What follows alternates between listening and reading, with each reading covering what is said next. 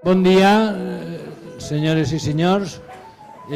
Tinc el plaer avui de presentar una compareixença, que és el funcionament normal de les comissions de treball, sol·licitada per la Comissió Jurídica i Reglamentària, que preside la consellera Frau, del magistrat José María Tomàs i Tío.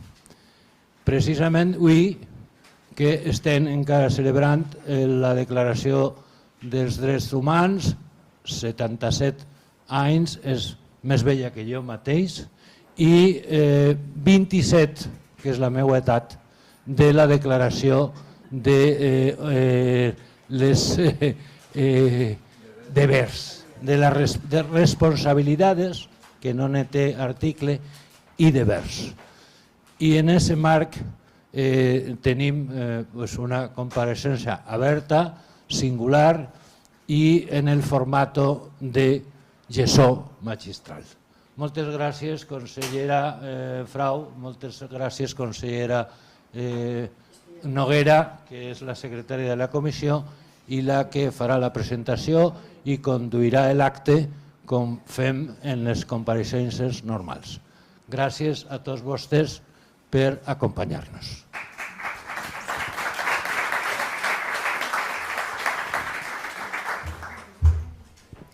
Molt bon dia a tots y a totes. Moltíssimes gràcies per estar así, per acompañarnos.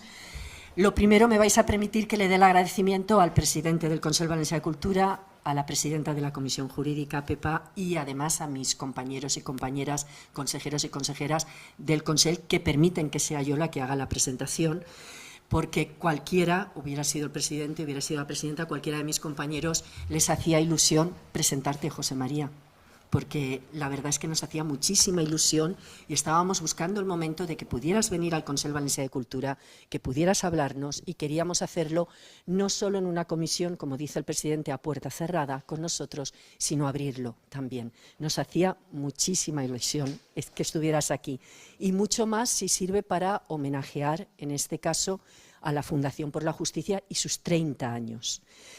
Bueno, pues bienvenidos a todos y a todas. El Consell Valencià de Cultura ha mantenido y mantiene un trabajo constante por la defensa de los derechos humanos, para que no se olvide que son la conquista del mayor logro ético de alcance universal de que se ha dotado la humanidad.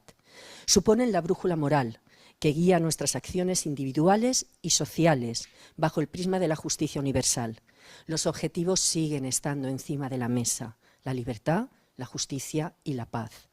Por ello hemos trabajado en informes con una mirada amplia, abordando, entre otros temas, la violencia de género, la violencia escolar, los derechos del niño y la niña, los derechos de las personas mayores, los derechos sexuales, la pobreza infantil, la situación de los migrantes y refugiados, o los nuevos derechos que también hemos de reivindicar, surgidos de la ciencia y la inteligencia artificial, como son los neuroderechos. Conoce también José Manuel Sánchez Patrón, que estaba aquí y que estuvo además y que está llevando adelante un grupo de neuroderechos en la Universidad de Valencia. Todos ellos desde una perspectiva esencial, la educación en derechos humanos, que también tuvo un informe específico abordando planes de acción en los distintos niveles educativos. Una enseñanza a la que modestamente intentamos contribuir a través de nuestro concurso escolar, que implicamos a los jóvenes de los institutos en el año del 75 aniversario de Derechos Humanos. Cualquiera de los informes pueden encontrarlos ustedes en nuestra web. No obstante, desde el Consell Valencià de Cultura somos conscientes, y así manifestamos nuestra preocupación, de que queda un largo camino, lleno de obstáculos, tanto para el reconocimiento como para la aplicación universal de estos derechos. Vivimos tiempos de honda preocupación con el crecimiento vertiginoso de la desigualdad económica y social, el aumento de la pobreza, la migración como recurso de supervivencia, la sobreexplotación de los recursos naturales y el deterioro de nuestro planeta, que provoca un preocupante cambio climático, y la pérdida de confianza en la democracia como un sistema político y de desarrollo de convivencia social. A todo ello se suman los conflictos bélicos, las guerras, las persecuciones, que están provocando miles y miles de muertos, de víctimas inocentes, la pérdida de generaciones y el hundimiento de países destruidos hasta la aniquilación. Son varias las declaraciones por la paz que hemos realizado también en este Consell Valencià de Cultura, recordando efemérides significativas o pronunciándonos firmemente en contra de los conflictos bélicos que ocurren en nuestro mundo. No es una buena noticia saber que el 72% de la población mundial, es decir, casi 3 de cada 4 personas, vive actualmente bajo regímenes autocráticos. Este es el mayor nivel de concentración poblacional bajo regímenes autoritarios desde 1978. Existen 56 conflictos armados todavía en el mundo, la cifra más alta desde la Segunda Guerra Mundial. Todos tenemos presente a Ucrania, Gaza, Sudán, Afganistán o el conflicto en el Sahel, donde es una zona en la que en 2024 se produjo el 51% de todos los ataques terroristas ocurridos en el mundo. Asesinatos, torturas, violaciones, desplazamientos forzosos, dolor y sufrimiento, hambre, deterioro de las instituciones, destrucción de ciudades y poblaciones, en definitiva, un infierno en vida. Es por esta razón que tampoco quisimos olvidar y así nos adherimos a la Declaración de Responsabilidades y Deberes Humanos, que surgió en Valencia en 1998, de la mano también de nuestra amiga Rosa María Rodríguez Magda, que fue y es consejera de esta casa. Fue consejera y para nosotros siempre todos vamos formando parte de esta institución. Fue desde la óptica ética de comprometerse en la defensa de los derechos humanos para todas las personas sin exclusión. Y como bien señaló el entonces director general de la UNESCO, Federico Mayor Zaragoza, los derechos de las generaciones futuras son los deberes de las actuales. Ayer mismo participó nuestro presidente del Consell Valencià de Cultura y nuestro ponente en el acto organizado por la Asociación Valenciana Mediterránea de la UNESCO, que tenemos también, y el secretario, que tenemos además aquí al presidente, no lo veía. Bienvenido. Bueno, pues hoy hemos querido conmemorar este día con la presencia de la Fundación por la Justicia, que cumplen ni más ni menos que 30 años. Y como ellos dicen, promoviendo derechos y construyendo oportunidades. Cuenta además con un amplio patronato de personas muy reconocidas en la sociedad valenciana. Una fundación que trabaja en la sensibilización, en la formación y en la acción internacional de cooperación y que aúna también la actividad cultural como herramienta de concienciación y difusión a través del Festival de Cine y Derechos Humanos Human Fest. Y para conocer qué hace la Fundación y cuáles han sido sus objetivos y logros de este año, tenemos a su presidente, José María Tomás y Tío, magistrado, convencido defensor del papel de la justicia y del derecho, juez decano en Valencia, durante 22 años presidente de la sección segunda de la Audiencia Provincial de Valencia, colaborador en distintos medios de comunicación donde expresa abiertamente su opinión sobre temas de relevancia social y legislativa. Siempre se ha enfrentado a los problemas, tanto a los de nuestra casa como a los conflictos externos. Ha participado en el Tribunal Internacional para la Aplicación de la Justicia Restaurativa en El Salvador y en las conversaciones de paz en Colombia. Es una persona que no pasa inadvertida, y no solo por su talla y su altura, tanto personal como moral, con un fino sentido del humor, con grandes habilidades sociales, con un trato cercano, con una alta consideración por la amistad y con un hondo compromiso social en defensa de la paz, la búsqueda de la verdad, la reconciliación, la convivencia y la democracia. Así pues, sirva este modesto acto como un reconocimiento impagable del trabajo de vuestra fundación. Muchas gracias y bienvenido, José María.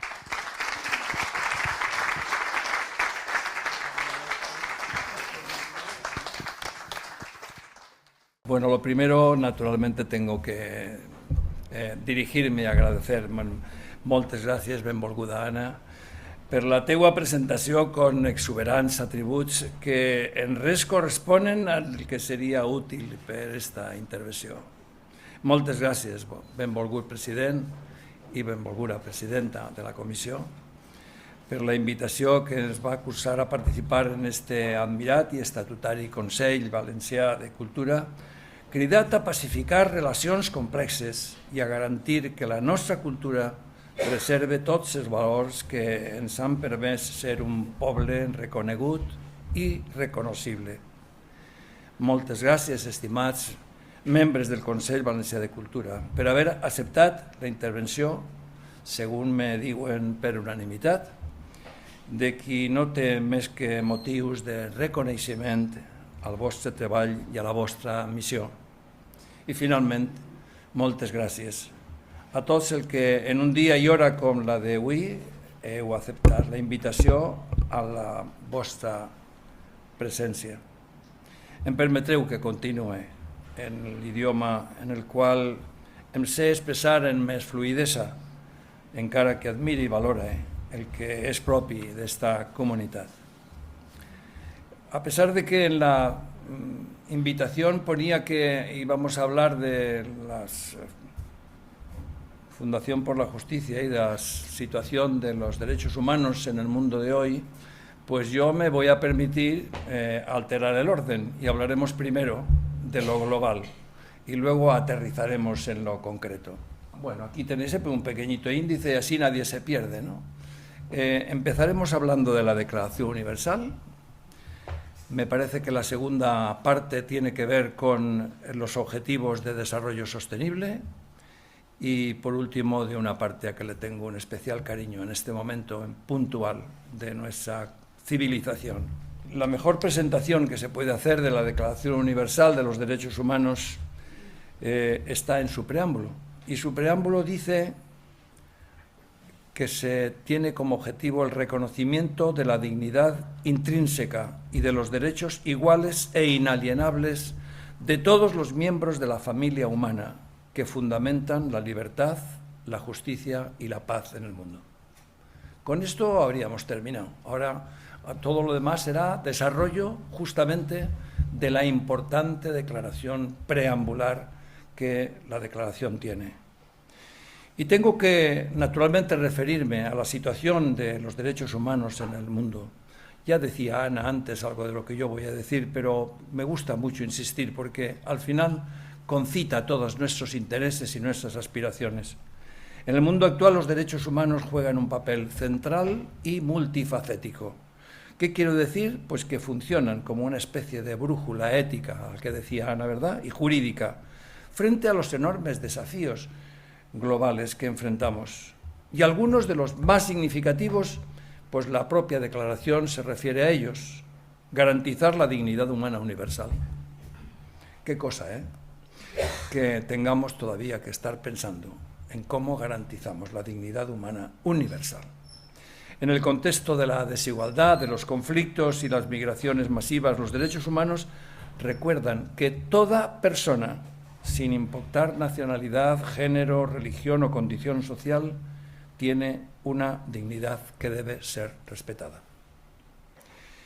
Y a partir de ahí, pues casi como una especie de manojo de cerezas, aparece la limitar el poder del Estado, promover la justicia social, proteger el planeta y las generaciones futuras, promover la paz, fomentar la paz y la cooperación internacional, dar voz a los vulnerables, avecinar el derecho al cuidado, al que luego me voy a referir especialmente como un derecho humano antiguo. Y me interesa decir e insistir en este dato en particular, porque seguramente se nos llena a veces la boca de palabras, pero no acabamos de concretarlas. La Corte Interamericana de Derechos Humanos, que tiene además funciones consultivas, en la opinión consultiva número 31 de 2025, es decir, este mismo año, reconoce el contenido y el alcance del derecho al cuidado como un derecho humano autónomo. Y naturalmente, como no tiene facultades para la promoción y la vigencia en el resto del mundo, llama a los Estados a reconocer la autonomía y contenido propios de los cuidados como derecho humano en su triple dimensión: el derecho a ser cuidado, que garantiza que todas las personas reciban cuidados adecuados, suficientes y de calidad en condiciones de dignidad y autonomía; el derecho a cuidar, que reconoce las labores de cuidado como trabajo digno, remunerado o no, que debe ejercerse libre de discriminaciones, violencias, precariedad, y que no debe generar ni empobrecimiento ni desprotección social; y el derecho al autocuidado, que protege la posibilidad de cada persona para atender a su propio bienestar físico, mental y emocional, que permita seguir viviendo en las condiciones indispensables para mantener su dignidad. ¿No os ha estremecido que en esta ciudad un señor llamado Antonio Famoso haya aparecido después de 15 años muerto en su domicilio? En el barrio de la Fuensanta de la ciudad de Valencia, 15 años una persona que no necesitó, no obtuvo la más mínima atención de vecinos, de instituciones, de familia. Fue la persona, en palabras de Ana, en un artículo que publicó, por ese estremecimiento que se nos genera, vivió en su propio ataúd durante 15 años. No les voy a citar otras barbaridades, ¿no? Pero cuando las noticias del mundo nos dicen que ahora en el norte de Italia se organizan safaris humanos, ¿no se nos pone la piel de gallina? ¿Que vamos a pagar por disparar contra personas humanas en la ciudad de Sarajevo? ¿Qué está pasando? Estamos locos. ¿Qué está ocurriendo en nuestra civilización? Que no somos capaces de sentir el desastre tan grande que somos capaces de crear a pesar de las condiciones mejores de vida que tenemos que de hace 45 o 77 años. Claro. En resumen, los derechos humanos son, por tanto una defensa frente a los abusos como una guía para construir un mundo más justo y solidario. Por eso, en el guión veréis que a eso me quiero referir. Decía Eleanor Roosevelt, una de las impulsoras de la Declaración de Derechos Humanos, que los derechos humanos comienzan en los lugares pequeños, es decir, cerca de casa. Esta frase tan sencilla encierra una verdad universal, y es que la defensa de la dignidad humana no ocurre ni desocurre solo fuera de nuestras fronteras. Ocurre y desocurre, perdonadme la expresión, pero porque no sé si ni siquiera si es castellana, pero se entiende bien, ocurre muy cerca de nosotros, muy cerca de nosotros, en el barrio de la Fuensanta, en Nazaret, en la Malvarrosa o en la calle Poeta Querol. En el mundo actual, pues, marcado por la incertidumbre, la desigualdad y la tecnología omnipresente, los derechos humanos se han convertido en una brújula moral que orienta el rumbo de nuestra civilización. Además de eso, son 4 claves las que os voy a dar. Una tiene que ver con lo que acabo de decir. La segunda es que vivimos una época en la que el progreso material convive con nuevas formas de exclusión. Millones de personas carecen de acceso a derechos básicos, mientras que el poder político y económico, como todos sabemos y lo vemos todos los días porque nos lo televisan, le están haciendo propaganda por todos los lados a las barbaridades que hacen algunos líderes de nuestro universo conocido, tiende ese poder a concentrarse. Y frente a esa realidad, los derechos humanos representan un papel esencial, que es recordar que la dignidad no es un privilegio, es un punto de partida. Así afirmaba Amartya Sen, el desarrollo debe concebirse como un proceso de expansión de las libertades humanas. Así es que los derechos humanos están en el corazón mismo del progreso, entendiendo que ninguna sociedad puede considerarse avanzada si no garantiza las condiciones para que todos sus miembros vivamos con libertad y justicia. Tercera clave. Además, los derechos humanos son un límite al poder, el límite ético al poder. Ayer decía Adela, no importa tanto que esté escrito, no importa tanto que los derechos estén en el Boletín Oficial del Estado. Estamos hartos de leyes en el Boletín Oficial del Estado que no se cumplen, porque no se pueden cumplir más de 80.000 leyes que hay en vigor en este país. Es imposible que se puedan cumplir. Pero, sin embargo, La Declaración de Derechos Humanos es las condiciones humanas que justifica la obligación moral de cumplirlas. Si no están reguladas, nos da lo mismo. Y si están, estén bien, pero no excluyamos. Decía Habermas que la legitimidad democrática se sostiene en el respeto mutuo y en la participación libre de los ciudadanos. Allí radica la esencia de los derechos humanos como garantía de la democracia misma. Cuarta clave. El papel de la Declaración no se limita a proteger a un individuo. También busca reconciliar a la humanidad con su entorno natural.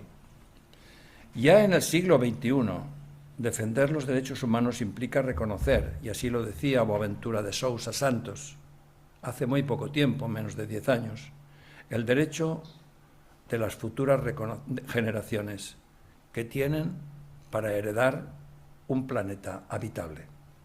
La justicia ambiental se une, por tanto, así a la justicia social en una misma causa, la preservación de la vida. En última instancia, los derechos humanos son una esperanza activa. Que nadie piense que voy a ir por el catastrofismo. No, claro que no. ¿Por qué son una esperanza activa? Porque no son una utopía inalcanzable, sino un horizonte que nos recuerda que toda injusticia, por pequeña que parezca, hiere el tejido común de la humanidad. Su papel en el mundo, pues, como decía Eduardo Galeano, es la voz que no se rinde. Y esta es, seguramente, la mayor potencia que podemos tener desde las instituciones, para que nuestra voz no se rinda, sean públicas o privadas, asociaciones, fundaciones o partidos políticos. Da lo mismo. No nos podemos rendir ante la injusticia, porque en el fondo estamos renunciando a nuestra propia dignidad. Bien, si la Declaración Universal es lo que es y fue lo que fue, el mundo ha seguido avanzando y en un momento determinado decidieron los países, no ya los 193 que firmaron la Declaración Universal, pero sí un número superior a los 150, se adhirieron a los Objetivos de Desarrollo Sostenible, que no son más que la concreción, al final la concreción de cómo podemos ir avanzando en el cumplimiento de derechos humanos que nos obligan a todos y también impulsan a que cada uno en su respectivo papel, en su respectiva función, cumpla el papel que le corresponda. Yo, respetando cualquier opinión, sé que hay algunas críticas sobre si esto son una mera apuesta al sol, ¿no? Entiendo que hay algunos de tales objetivos que están siendo no solo desconocidos, sino agredidos de manera injusta, implacable y sangrante. Me refiero en particular a aquellos que afectan de manera universal y transversal a otros objetivos definidos, por ejemplo, los que se están vulnerando con esta invasión de territorios ajenos, generadores, como es natural, de guerras en la actualidad. No sé si sabéis que en este momento, además de Gaza y Ucrania, que los tenemos cerca, de Sudán del Sur, claro que sí, hay 56 conflictos armados, civiles, en nuestro mundo. 56, que no está nada mal como cifra, ¿verdad? Por tanto, eso significa que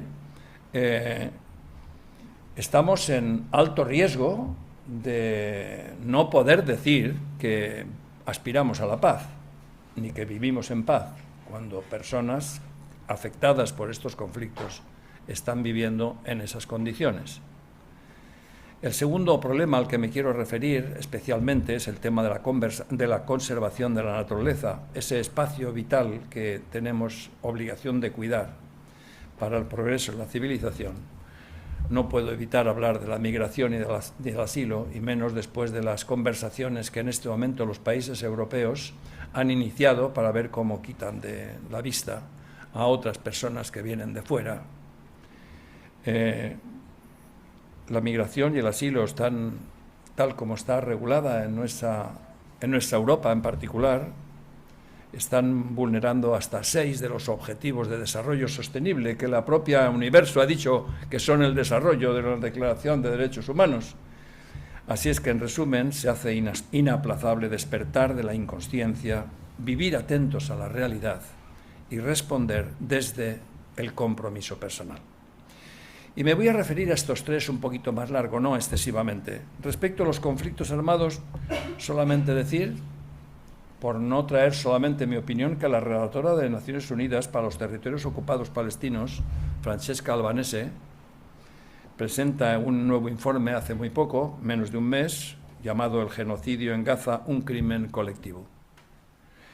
Y afirma que lo que se está produciendo es parte de un sistema, ojo, de complicidad global, ya que en muchos países sigue ofreciéndose apoyo militar, diplomático, económico e ideológico, mientras Israel utiliza el hambre y la ayuda humanitaria como armas de guerra, por lo que pueden ser responsables, naturalmente, de ayudar, de asistir y de participar conjuntamente con esos crímenes. Y añade, el mundo se encuentra al borde del colapso del Estado de Derecho internacional o de la esperanza de su renovación. Y hay cosas que hacer, se pueden proponer muchas, pero no me puedo extender en este punto.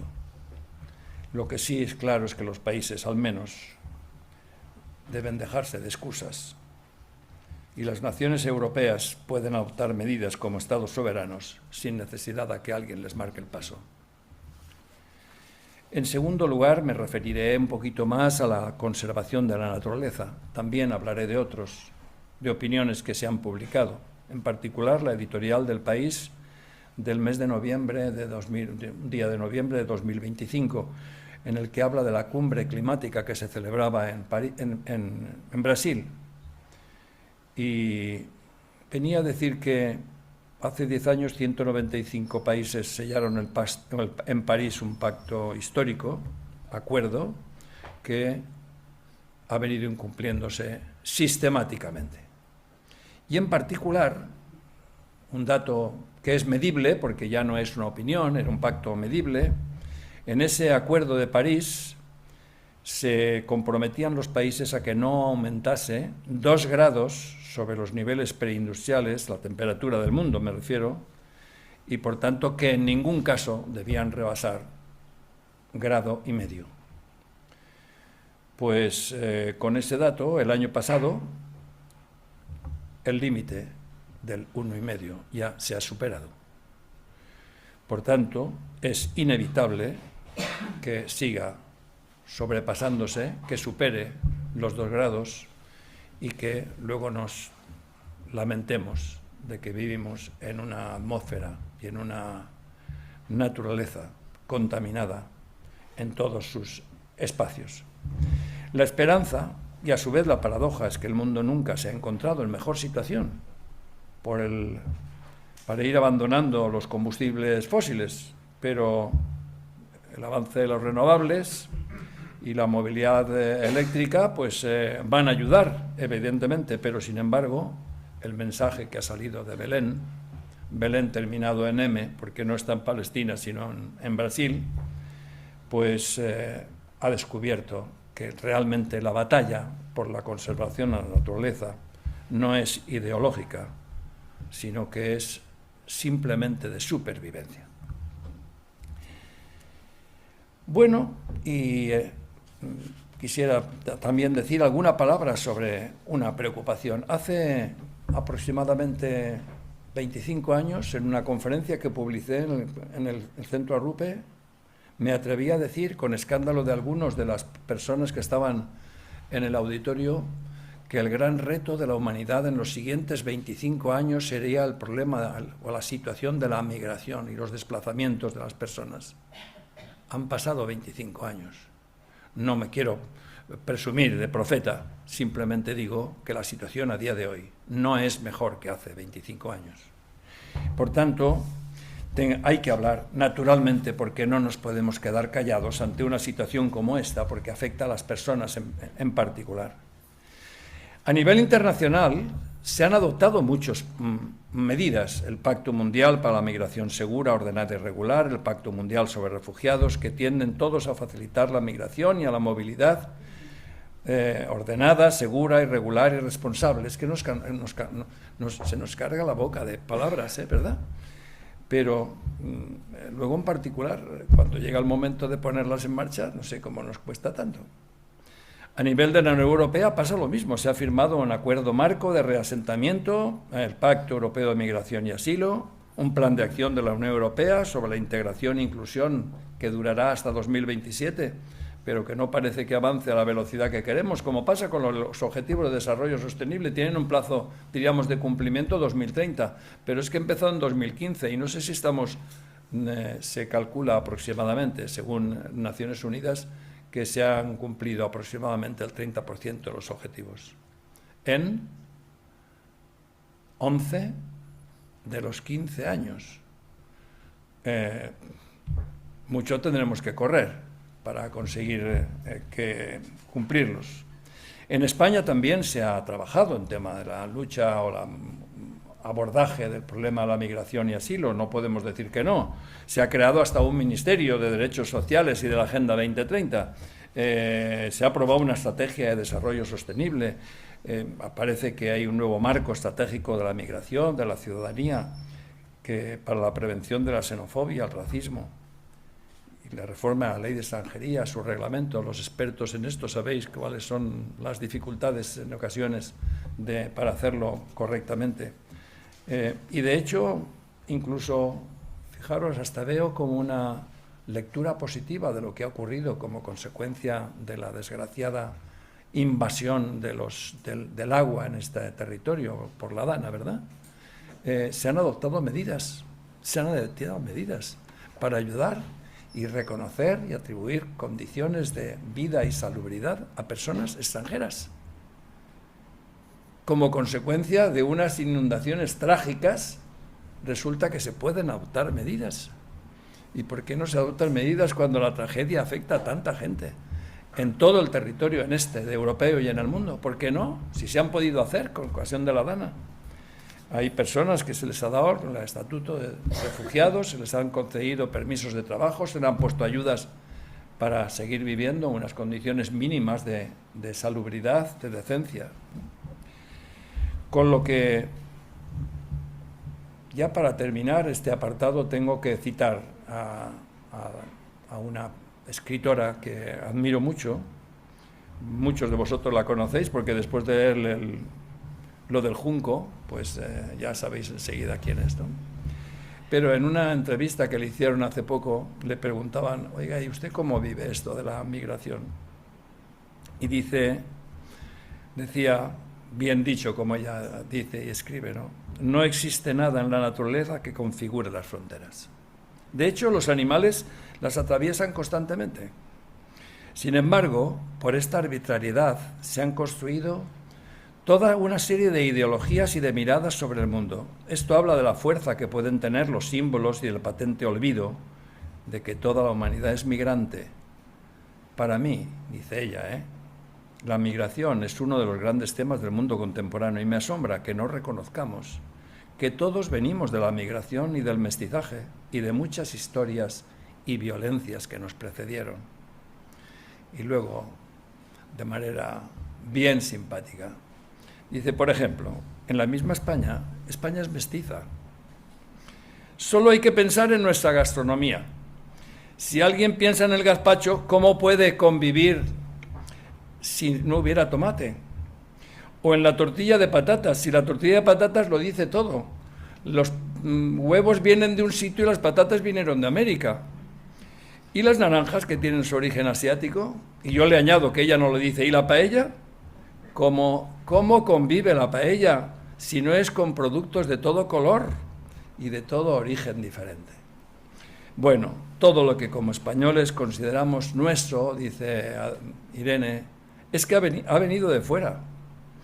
Ese es el caso de las palabras mismas, que han sido desde siempre viajeras. en nuestro idioma seguimos diciendo ojalá.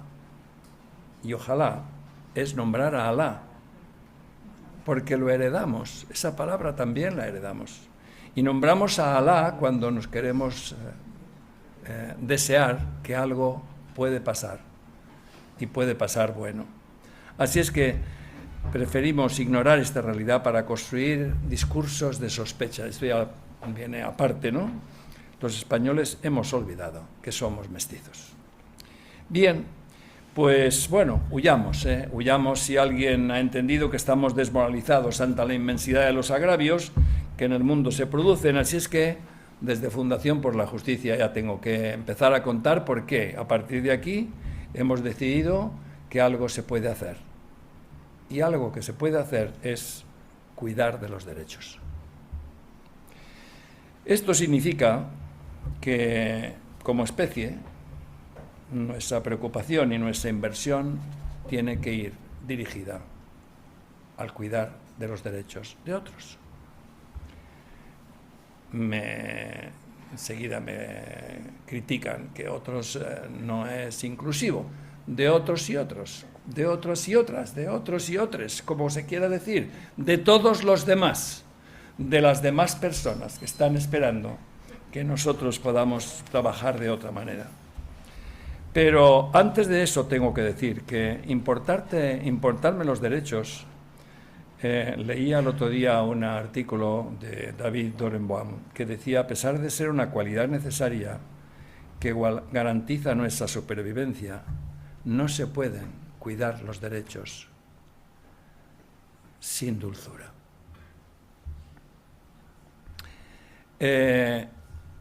Introducimos un elemento nuevo y nosotros lo queremos introducir en nuestros proyectos, también lo introducimos de una u otra manera, que es la ternura, que exige la predisposición de ser amable. Qué bien, cuando uno se encuentra con una persona amable, es como seguramente a las que os conozco sois todas, A las que no os conozco seguramente también lo sois, porque si no, no estaríais aquí, que es fruto de vuestra amabilidad, ¿no? Pero parece que hoy estamos demasiado ocupados y cesados para darle espacio a la ternura, a la dulzura. Vivimos en un mundo cada vez más tenso y precario donde comportarse con bondad exige correr el riesgo de ser aplastado. Así es que como resultado la dulzura pues está disminuyendo en nuestra sociedad. Vivimos en unas condiciones que no nos lo permite porque puede llegar incluso a estar mal visto. ¿Por qué quererse? Pero ¿por qué quererse? Quererse bien, claro. La dulzura aparece, dice este muchacho que escribía esto, aparece en el umbral de los pasajes marcados por el nacimiento y por la muerte. Todo comienzo necesariamente está arraigado en la dulzura. Está arraigado en una expresión de amor que genera un nuevo ser, y el que es lo que permite que persista justamente la vida misma.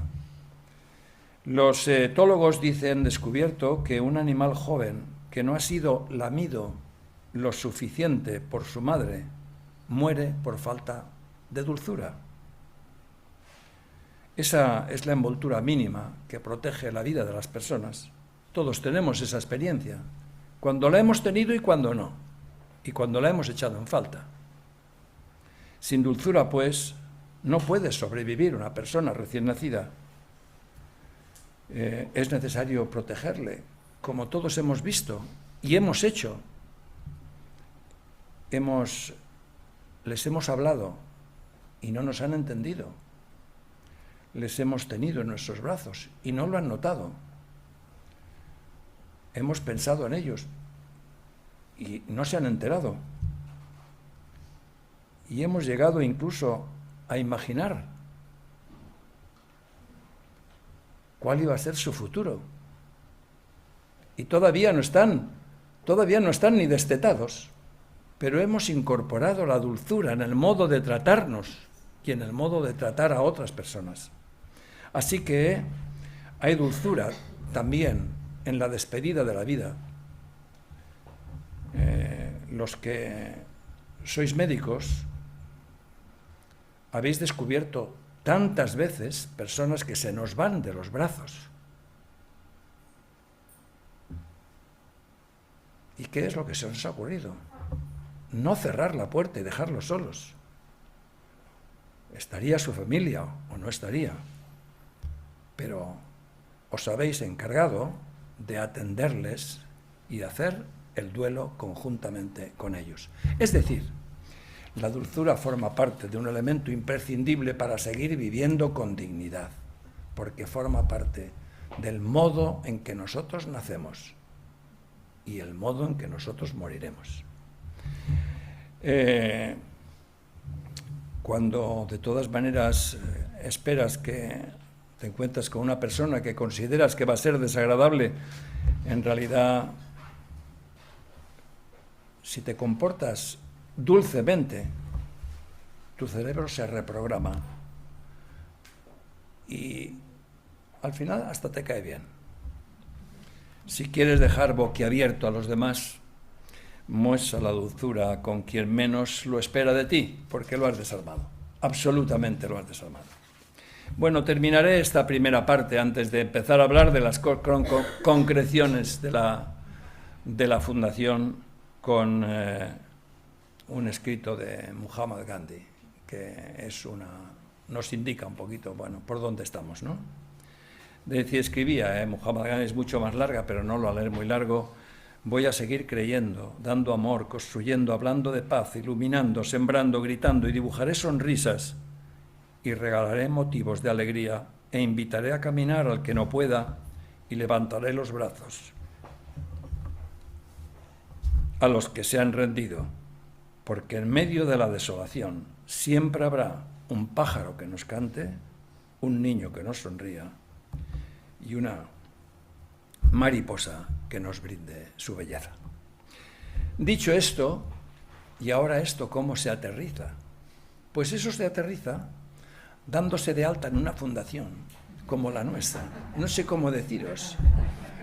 Es que me cuesta entender que no lo hayáis comprendido todavía, pero ahora os voy a contar por qué.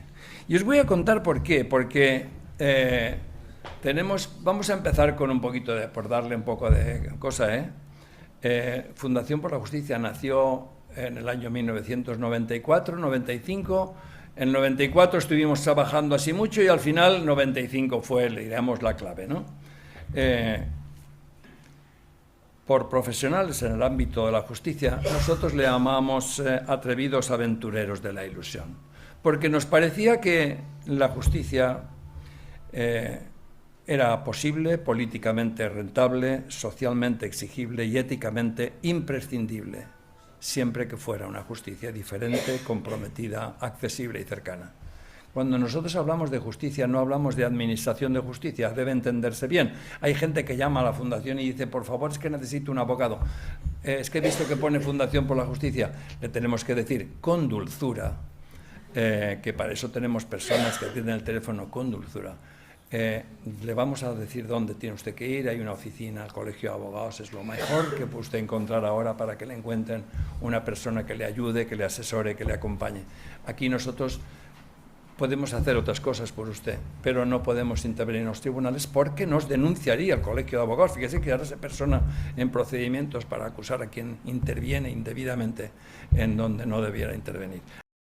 Hace ya 30 años, un pequeño grupo de personas decidió unir su profesionalidad, su compromiso y su energía para hacer más accesible la justicia, una justicia entendida como el corazón de los derechos humanos.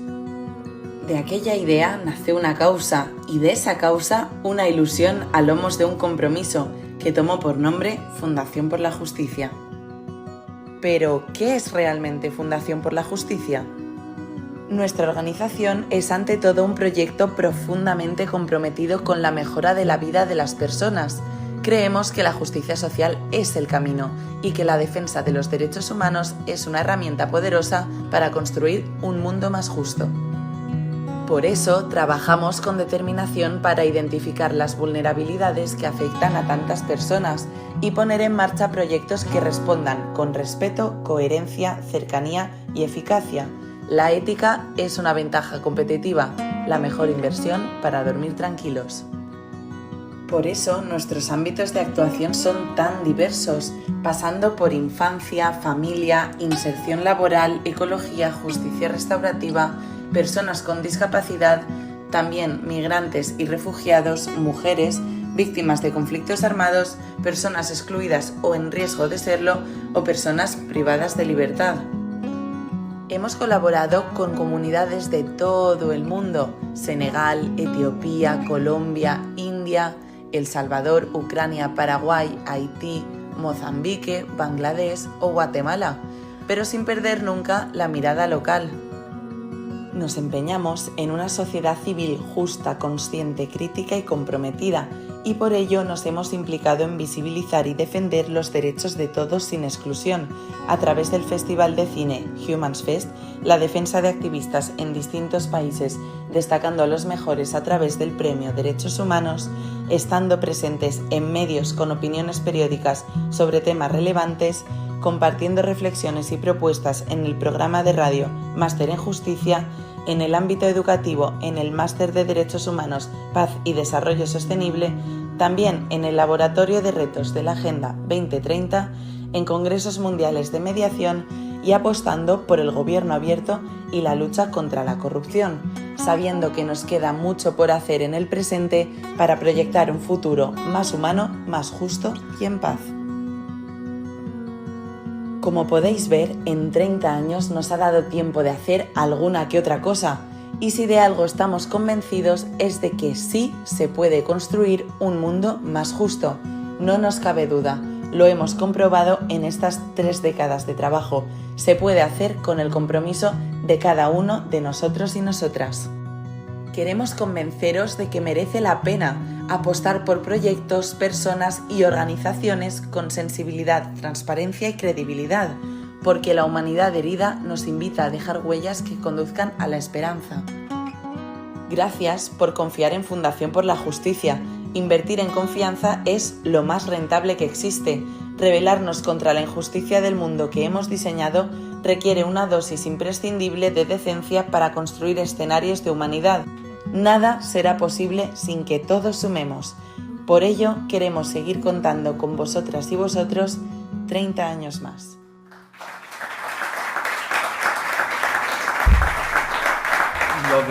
Lo de 30 años más lo dice para los que ya estáis. Para los que no estáis son los próximos 30 años, ya lo habéis entendido. Habéis visto que entre nuestros objetivos no estaba, digamos, evangelizar al Consejo Valencià de Cultura. Tampoco. Pero, todo se andará. Este es el camino, ya os habéis dado cuenta que este es el camino y por aquí vamos. Bueno, hay al que les gustan las jotas de los jamones, ¿no? Las 5 jotas. A nosotros nos gustan las Cs. ¿Qué quiere decir? Pues que nuestro lema es: queremos la paz y trabajamos por la justicia, pero a partir de un compromiso. ¿Qué quiere decir, por tanto? Nuestro compromiso pasa por defender los derechos con las 4 Cs. Cs de C, de Castellón, de Consell, de Cultura. Y las 4 Cs son la convicción razonada del valor que defendemos, la coherencia desde la ética a los valores que elegimos, la concreción práctica que ayude a mejorar la vida de las personas y el compromiso con las personas y con las comunidades con las que nos aliamos y compartimos aspiraciones y propuestas. ¿Veis? 4 Cs. Luego habrá más, porque luego vamos sumando.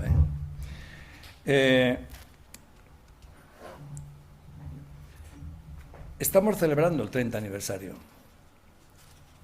Tenemos la amable invitación de este Consell que, bueno, nos ha invitado a este excelente foro, mejor no puede ser, para contar cosas que hemos hecho, pero nosotros, decía una canción del Mence y Loco, la gallina ponedora pone y después cacarea. Pues a nosotros no nos gusta contar lo que queremos hacer, nos gusta contar. Tenemos que contar, porque es nuestra obligación, lo que se puede hacer, lo que hemos hecho con buena voluntad, con humildad absoluta, pero con el deseo de que las personas vivieran mejor. Y por eso queremos poneros un poco donde, aunque estaba en el vídeo, estaba reflejado, diríamos, ámbitos donde nosotros estamos actuando. Alguien dirá que es un problema, tenemos un problema de marca. ¿Por qué? Pues porque uno sabe muy bien que la Cruz Roja se dedica a lo que se dedica. Médicos del Mundo o Médicos Sin Fronteras se dedica a lo que se dedica y todo el mundo sabe qué cosa es. Y la Fundación por la Justicia, pues uno llama y dice que quiere un abogado. Pues no. ¿Cómo puede ser esto? Pues porque los derechos humanos dan para tanto que, si os dais cuenta, todo lo que ocurre en el mundo está traspasado de derechos. Cualquier cosa, siempre que sea objetivamente razonable y permita mejorar la vida de las personas, nosotros entramos en ello. Por tanto, claro que hay propuestas internas, porque tenemos, como decía antes Ana, tenemos un patronato que es un lujo, es una barbaridad, o sea, es una barbaridad. Uno lee la lista de los patronos, los que han sido y los que pues son, porque vamos renovándonos. Estoy todo el presidente que no me dejan irme, yo me iré un día u otro, me iré, pero por la puerta de atrás para que nadie me vea. Pero es un lujo. Si vosotros veis el perfil de cada uno, decís cómo con tanta sabiduría, con tanto compromiso, con tanto respeto, con tanta ilusión, ¿qué se puede hacer? ¿Cómo no se van a hacer cosas buenas? Claro que se hacen cosas buenas, cosas buenísimas. Y cada uno de los patronos asume pues un poco la dirección, la proyección de aquellos programas que le puedan ser más cercanos o que se sienta más competente o que puede ayudar, ¿no? En la medida en la que puede. Así es que hablar de todos estos comprenderéis que sería imposible, pero sí me gustaría destacar algunos en particular. ¿Por dónde vamos a empezar? Pues mira, aquí cerquita, a menos de 1 kilómetro de aquí, hay un barrio que se llama Nazaret. Barrio que tiene alumnos de 12 nacionalidades. Aquí al lado, Nazaret. En este barrio, desde hace más de 20 años, empezamos a trabajar desde la Peña Valencianista per la Solidaritat, porque nos parecía que había que empezar por el fútbol. Porque parece mentira, pero el fútbol ayuda y cohesiona. Y entonces los chavales salían a las 5 de la tarde y se iban a aspirar cola y a fumarse unos porritos y naturalmente lo que eso lleva consigo. Hay que ratear, hay que hacer lo que sea, ¿no? A los 4 días de montamos con el colegio Nuestra Señora de los Desamparados de Nazaret un club deportivo. A los 2 días, a la semana, mejor dicho, de empezar el club deportivo, estaba yo todavía en activo, y viene la policía local y me dice, oiga, ¿qué está pasando? Digo, ¿por qué está pasando de qué? Pues es que antes teníamos un retén permanente de la policía local dando vueltas por el barrio para ver cómo pillábamos a los chavales estos que se metían por todos sitios. Y pues ahora es que ahora van a jugar al fútbol o al baloncesto. Y se terminaron los problemas. Ahora mismo nosotros estamos atendiendo a chavales a los que hay que ir a despertar por la mañana, porque no tienen a nadie en su casa que les despierte. Y hace poco nos contó el director, el jefe, no sé qué se llama, el pediatra del centro de salud, que nunca había visto que un niño de 5 años viniera solo a pedir medicinas porque estaba constipado. Un niño de 5 años, porque no tenía a nadie que le acompañara al médico a que le curara. Esta situación está a 1 kilómetro de aquí. Este es el proyecto que llevamos en la Escoleta de Nazaret. Después del club deportivo llegó el trabajo de la Escoleta, en el que nosotros trabajamos con muchos voluntarios, acompañando a esos niños de 25 y 30 todos los días por la mañana, antes de su trabajo escolar. Les ayudamos a hacer los deberes, naturalmente les enseñamos higiene dental, se les da almuerzo, se les juega, se socializan y se enteran de que la vida también hay alguien que les quiere y que les atiende todos los días, porque no todo el mundo tiene alguien que les atiende todos los días. Como consecuencia de esto hemos creado un nuevo programa precioso que se llama Escuela Ciudadana de Salud. ¿Por qué? Porque cuando tenemos patronos sabios, se dan cuenta, y que además son expertos en pediatría, y que además han estado toda su vida preocupados por menores y por la salud de los menores, y bueno, tiene ese compromiso personal, pues hemos descubierto que hay unas carencias muy grandes en materia de salud, y junto con la Facultad de Medicina y Odontología de la Universidad de Valencia, que voluntariamente trabaja con ellos, estamos ayudando en programas que tienen que ver con adicciones, con recuperación, con yo qué sé, tal. Este es un proyecto vinculado, que son dos diferentes, pero que todo parte de la Escoleta de Nazaret. Antes ha citado Ana otro proyecto que es seguramente el proyecto, diríamos, que tiene más visibilidad en esta ciudad. Lamentablemente, a día de hoy, la Generalitat Valenciana ha dejado de financiarlo. Pero bueno, vamos a seguir con él, con otras financiaciones que vamos a buscar y con la ayuda, naturalmente, de todos los que aquí nos quieran ayudar, porque necesitamos reforzar. Llevamos 16 años celebrando un festival de cine sobre derechos humanos, que a día de hoy es festival, ¿cómo se llama? Clasificador de los Goya. De los Goya. ¿Saben los premios Goya? ¿Os suena? Pues al que quiera ir a los premios Goya tiene que pasar por financiar el festival de cine. ¿No irá a la Generalitat? No irá. ¿Qué vamos a hacer? Pero conseguiremos. Yo creo que conseguiremos porque hay que buscar. Tenemos otras financiaciones, es verdad. No es solo eso, pero claro, no es lo mismo. Pero es un festival que merece la pena. Y si no, Joana, por favor, a ver cómo demuestras que merece la pena.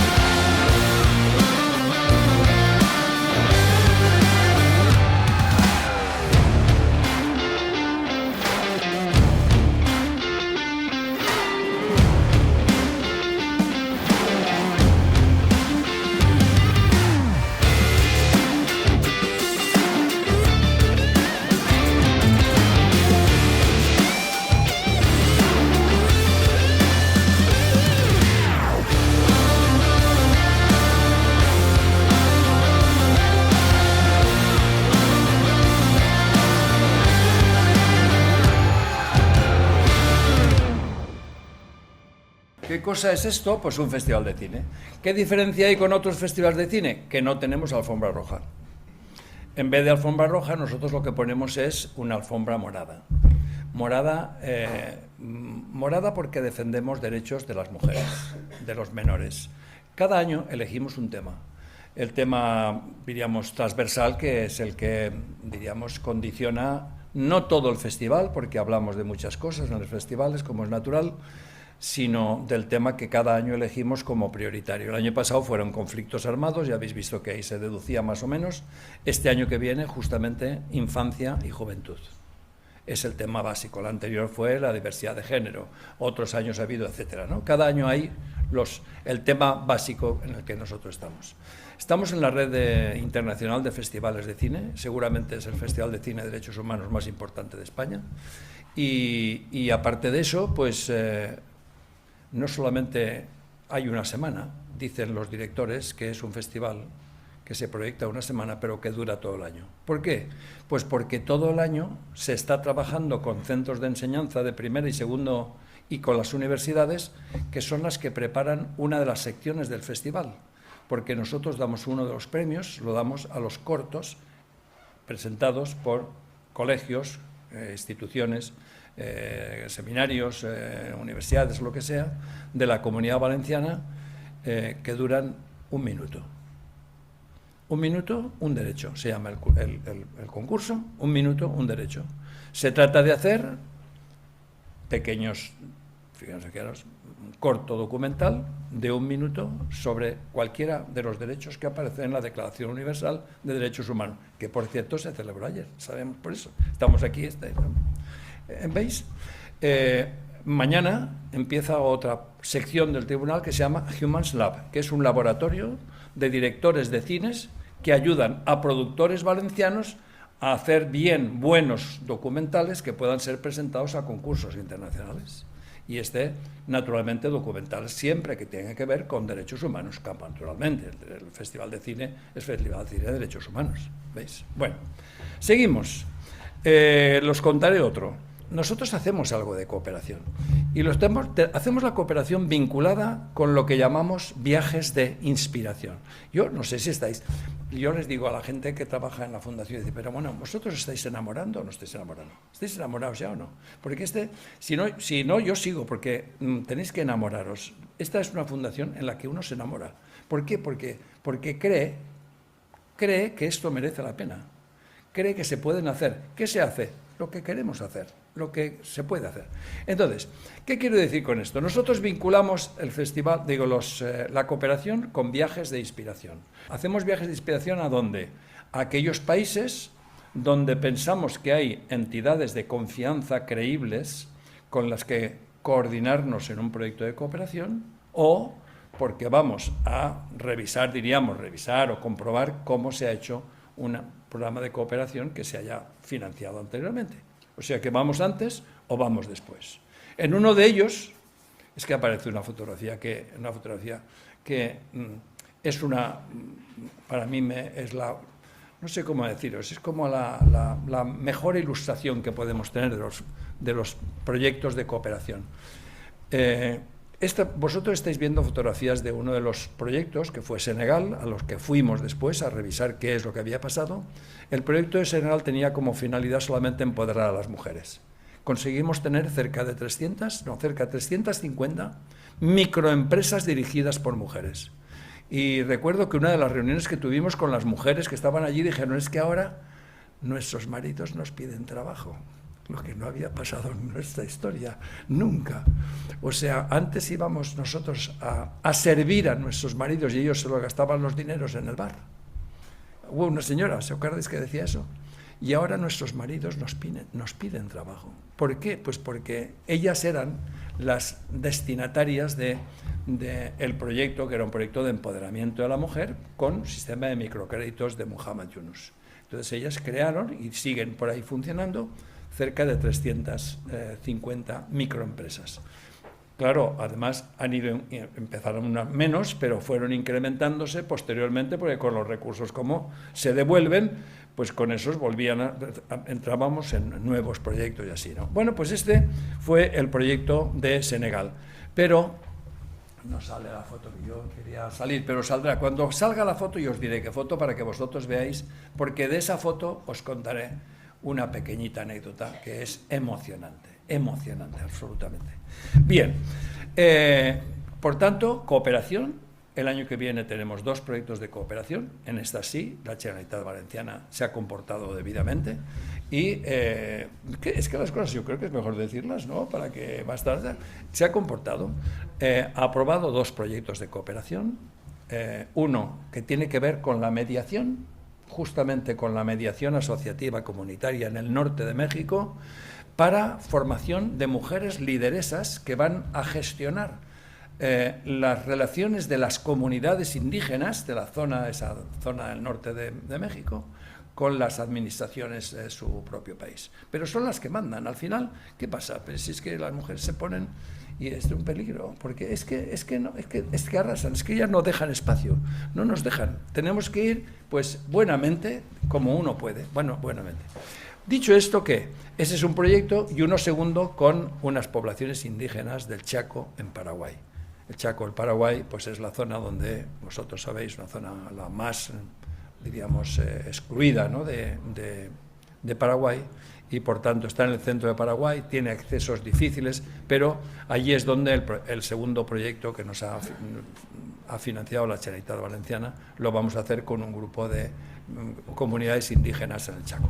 Muy bien, y pasamos al último grupo, al último bloque, que es un bloque que nosotros también, como juristas, comprenderéis que tenemos necesidad de hacerlo, y me alegro que esté aquí nada menos que quien fue, yo creo que fue quien me ilustró y me enseñó a mí a que el mundo penitenciario tenía necesidad de atención por parte de la ciudadanía y de los jueces en particular. Me estoy refiriendo a Ramón Cánovas, que lo tenemos aquí, se ha jubilado, fue director del Centro Penitenciario de Jóvenes de Liria durante mucho tiempo y de otros muchos, y el mayor experto que ha tenido este país en temas penitenciarios. Y sigue vivo y coleando, pero excluido de otras cosas que no debía excluirse. Pero, dicho esto, uno de los proyectos que nosotros tenemos con el Centro Penitenciario de Picassent en particular tiene que ver con un proyecto, diríamos, es que es otro de enamorarse. Es que a mí me gusta bailar. Entonces, cuando suena un poquito la música, se me van los pies. Y se me van los pies. Yo estoy seguro que se os van a ir los pies. Este es un proyecto exclusivamente de apoyo a la situación penitenciaria. Una escuela de baile. ¿Por qué no va a haber una escuela de baile? Porque una de las personas que están ingresadas en prisión, pues tiene un señor que tenía una escuela de baile. Ahora no se sabe para cuánto tiempo está, porque él dice que la va a seguir con la escuela de baile hasta ya se sabe dónde, no sé, porque no sabemos por qué está allí, pero baila muy bien. ¿Qué ha pasado? Pues fijaros qué curioso, que él dijo, yo puedo montar la escuela de baile. Ah, pues venga, entonces tú vas a ser el profesor de baile. Muy bien, ¿y a quién le vas a dar clase? Uy, pues lo hacemos a ver quién quiere. No sabéis la de gente que se apuntó a la escuela de baile. Una barbaridad. ¿Por qué? Porque no deja de ser un entretenimiento divertido y así. Cuando nosotros fuimos a ver este documental allí, se estrenó en el centro de Picassent, algunos de los que estaban bailando les pregunté yo, ¿vosotros a qué os dedicáis? Dice, hasta ahora a ratear por ahí, a lo que podíamos. Ahora, cuantos lo hagamos, vamos a montar una escuela de baile. Porque es que, además de pasártelo bien, además de eso, descubres que tampoco la cárcel tiene que ser un lugar donde se priva de otros derechos imprescindibles. Así es que, escuela de baile, proyecto Centro Penitenciario junto con otros cuantos. Le vamos a dar un poquito de música, ¿eh? Va, un poquito de música.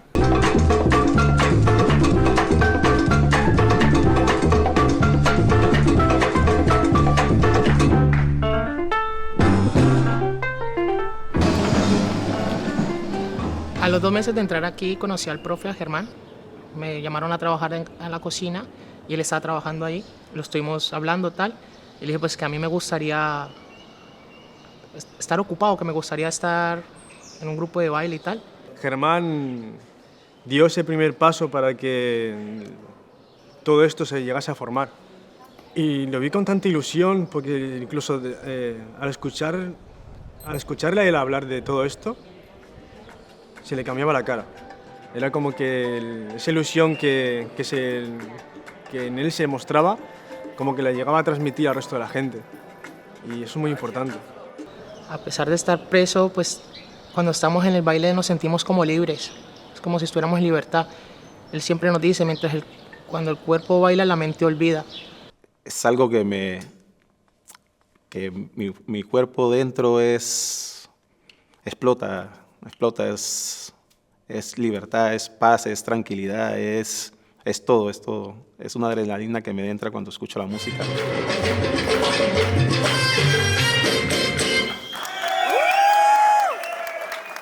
Cuando me trajeron aquí, que me condenaron, me sentí muy desilusionado. Y cuando me pusieron las esposas, más aún. Pero a la vez me sentía bien en el sentido de que de que me pusieron las esposas en el lugar equivocado. Porque en vez de haberme las puesto en las manos, tenían que haberme las puesto en los pies. Y ahí sí creo que hubieran acabado conmigo. Me gustaría de pronto el día de mañana poder venir aquí y dar clases, porque esto le ha ayudado mucho a muchas personas de aquí. Entonces no quisiera dejar a la gente de esa manera, porque sé que esto lo necesitan mucho, porque esto trabaja el cuerpo, el alma y la mente, y eso es lo que se necesita en estos sitios.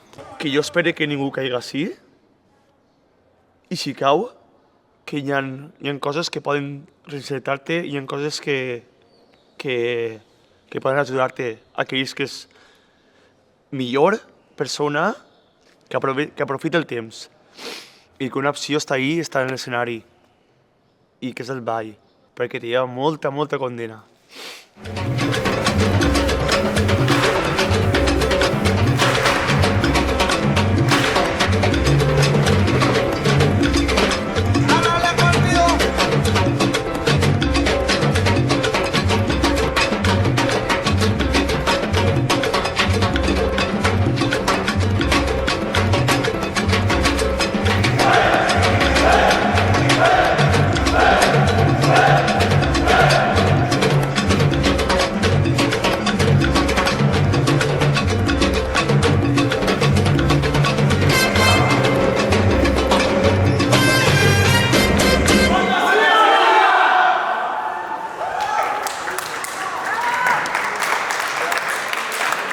Un proyecto más que nosotros pues estamos encantados de él, lo vamos a presentar ese documental a muchos, bueno, las personas que vosotros veis están desfiguradas, diríamos, por razones de protección de su privacidad e identidad.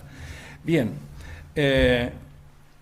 deciros de a qué cosas nos dedicamos, bueno, pues ya habéis visto, estos son una pequeña muestra de lo que hay. Lo que sí me importa decir es que al final nosotros trabajamos ante cualquier situación de injusticia, tras haber incorporado, como os decía antes, a unos grandes profesionales dentro del patronato, el anterior y el actual, al Consejo Consultivo, que son antiguos patronos que se incorporan, diríamos, como asesores en las materias que les corresponden. Y surgió, fijaros, cuando la Fundación por la Justicia surgió en el ámbito de la justicia, es verdad, pero nos dimos cuenta que la justicia era tantas cosas más que decidimos que tendríamos que incorporar a otras instituciones. Y se incorporaron las universidades, se incorporaron las asociaciones de consumidores y usuarios, se incorporó el mundo de la empresa y bueno, el mundo laboral, de cualquier orden en el que han podido hacer. No quiero deciros mucho más, pero sí deciros que nosotros abordamos, antes decía que teníamos 4 Cs, pues que se nos ha añadido una quinta, pero ya ahora voy a traer otras 5, porque me gustan a mí las Cs.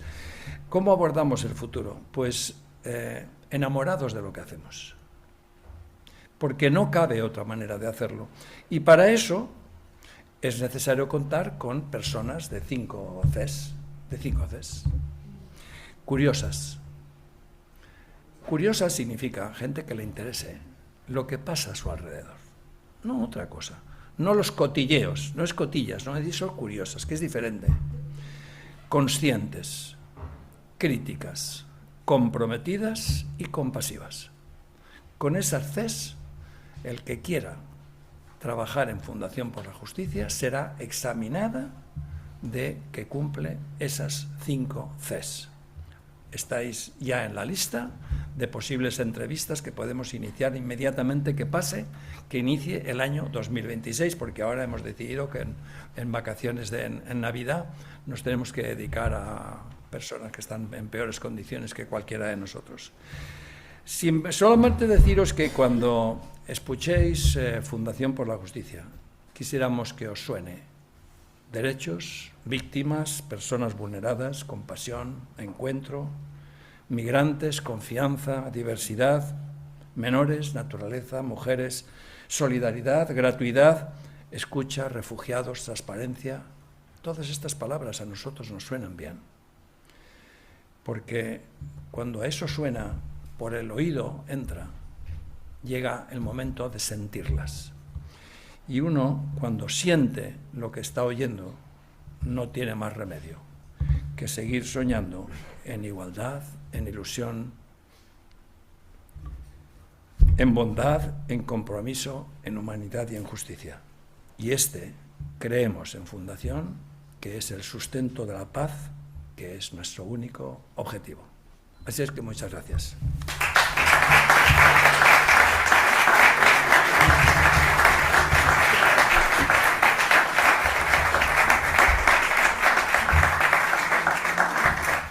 Te voy a regalar, presidente, una especie de dossier de los 30 años, bueno, lo que habéis visto aquí, pero puesto en papel, pero por si con eso se puede hacer, pues, saber un poco más, si queréis saber de Fundación, y en cualquier caso os esperamos, consejeros o no, de este Consell, y repito nuestro agradecimiento, presidente, la Comisión Jurídica y a vosotras dos en particular, que os habéis mojado especialmente, y como nadie me ha negado que la invitación era por unanimidad, pues por unanimidad también del patronato de Fundación os queremos dar las gracias.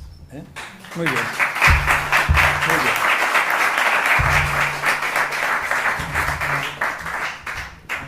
Moltes gràcies, de president a president. Ya, pero tú tienes mando, yo no, yo solamente soy Bueno, un servidor. eso lo comentarem després. Lo del mando en esta casa lo comentarem en privat. Però jo em penso que vostè deixa això per si no mos ha quedat clar, no? Ja. I jo tinc clar que n'hi ha dos Cs més. Una és la de captació, Ja. ha fet vostè molt bé, i una altra és la de complicitat. Esa ja la té este Consell Valencià de Cultura. Moltes gràcies. Presidenta de la comissió li donarà 2 llibres que fem sempre de regalo als compareixents, perquè no vull que vostè Se marche de vacío. se marche de vacío sin lo habitual de los comparecientes, por favor. Muy bien. Bueno, a la cultura pesa, a la cultura. Sí, pero se lleva Pero bien. se lleva Pero con se lleva alegría. con alegría, sí, es Con verdad, mucha es verdad. ilusión. Y después de oírle a usted, desde luego, Ya, a ti, sí, me mejor. voy a apuntar, si me permitís. Bueno, Porque- esto, porque pues a es seguir el ejemplo, imposible, esto es para seguir el imposible ejemplo. No ayudar, ¿eh? Es verdad, es verdad. Muchas gracias, Pepa.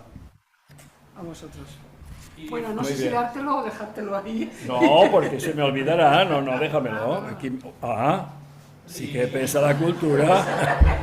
Sí, qué barbaridad, no sé.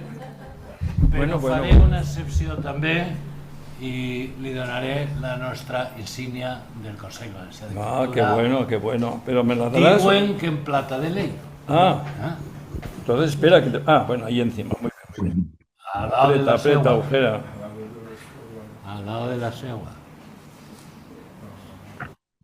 Muy bien, muchísimas gracias. Muchísimas gracias. Como todo lo bueno se acaba, esto también se acaba. Se levanta la sesión. Muchas gracias.